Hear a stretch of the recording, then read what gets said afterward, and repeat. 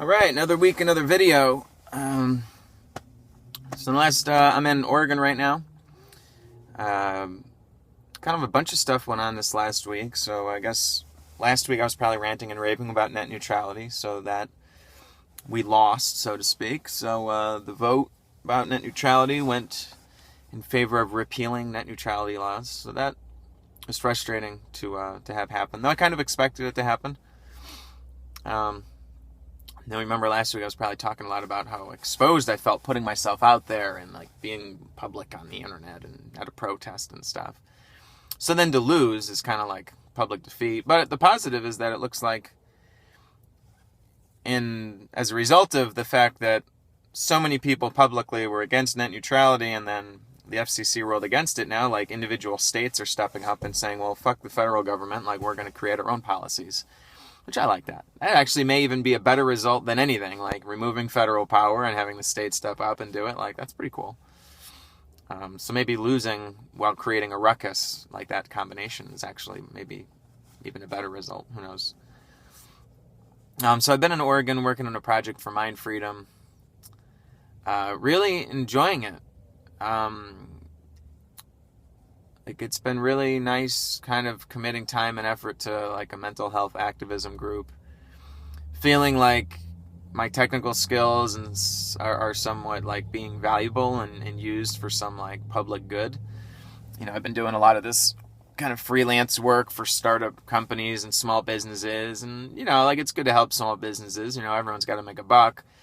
But really, like it's nice to combine my passions of doing computer geek stuff with having a social impact with this organization. So that's cool. And gave me like lots of stuff to think about with, you know, maybe I want to get involved more with them. You know, I've been doing stand-up now for almost 5 years. And like the reason I got into stand-up was thinking that somehow that would help people in the, you know, mental health world as I've come to learn. A lot of them are called psychiatric survivors, let's say. People who've been through the system, been mistreated by it. So here's like a new outlet, a new avenue to like help people through that is by helping this activism group.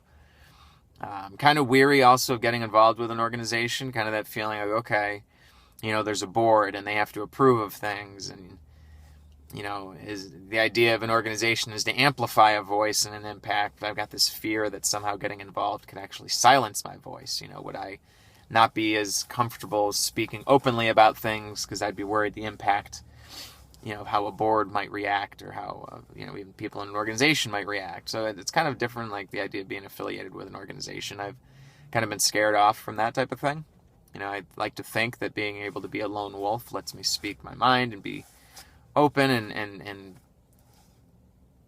you know, maybe I'm wrong. Maybe I'm overly concerned about that, or it's probably somewhere in the middle. It's a valid concern, but maybe not one that should completely, you know, prevent me from doing something here. I had a weird thing. So like, I don't think there's many people in the world that will like catch on with this, but the people in this video who watch these videos might. So I got my Ninja Turtle beanie, my Ninja Turtle hat, right, which I'm not wearing right now. And I got that like 4 years ago, I think, a few years ago. And just because I like the Ninja Turtles and I saw it in the store and I thought it was good. And, you know, growing up as a kid, I used to play Ninja Turtles. And then at one point I lived in an apartment over the studio where the Ninja Turtles were made. And if you've been watching these videos, you also know that I was planning on going to Ireland. And one of the reasons I was going to go to Ireland was I wanted to go to Skellig Michael Island. And I wanted to go there partly because it was cool, but also as some kind of a tribute to my friend Mikey, who died a couple of years ago, who he had plans of going there. As his brother told me, he wanted to go to that island because it's in Star Wars and it's pretty cool.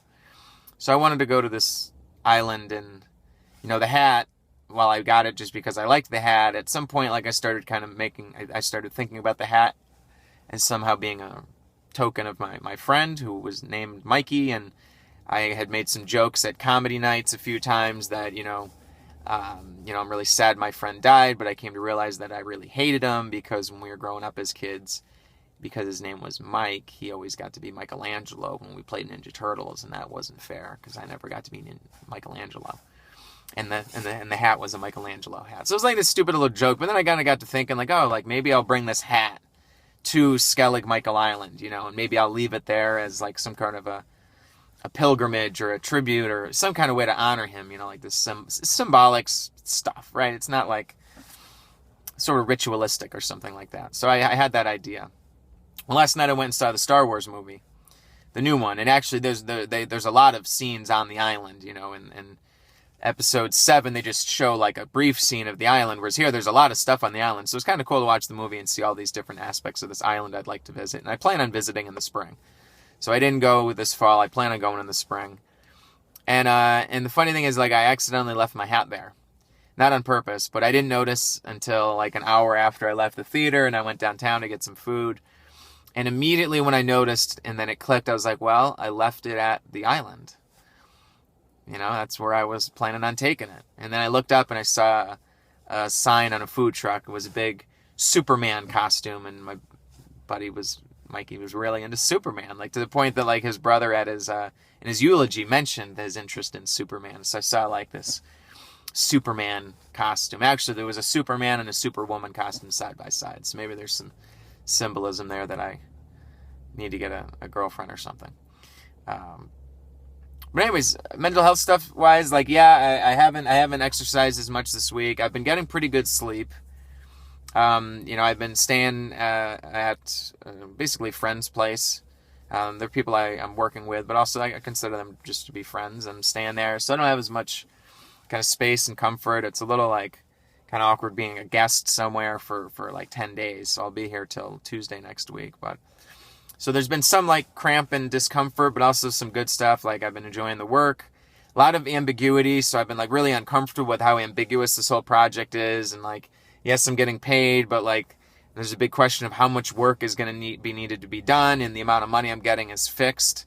So it's not like more work means more money. It's like, holy shit, like if I do this wrong, I could really end up shooting myself in the foot doing a shitload of work and not really getting paid for it, because we're making videos. And like I know video editing, like, but anticipating how long it's going to take to make these videos is tough, and I'm on like a fixed budget, so that's tricky.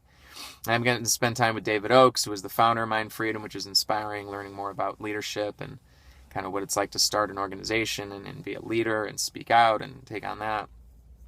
But overall, like a lot of those anxieties I had, I think that were like kind of crunching me from like the medication adjustment. I think that stuff I'm over. I think I did go through a little withdrawal for like a week from the reduction in the meds down from 100 milligrams of Seroquel to 75. But I think that has passed, and things are good. Web development, like I've had very little like client activity, not much going on there, so I'm a little nervous, that's I haven't put as much time into that business and cared a bunch about it, but maybe I've got other better things going on. And I did stand up like 3 nights this week, which is pretty good, getting back in that. And I'm doing a workshop on unschooling this afternoon, and I met some cool people. Well, whatever. I got somewhere to go, so I don't want to run this video too long. But it's been a busy, but I think a good week.